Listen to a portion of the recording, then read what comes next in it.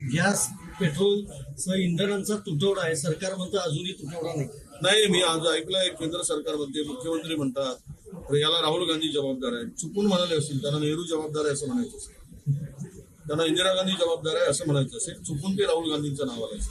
तुम्ही पाप करा, दुसऱ्यावर खापर फोडा, तुम्ही राज्य आणि देश उद्ध्वस्त करा आणि त्याला जबाबदार आम्हाला ठरवा.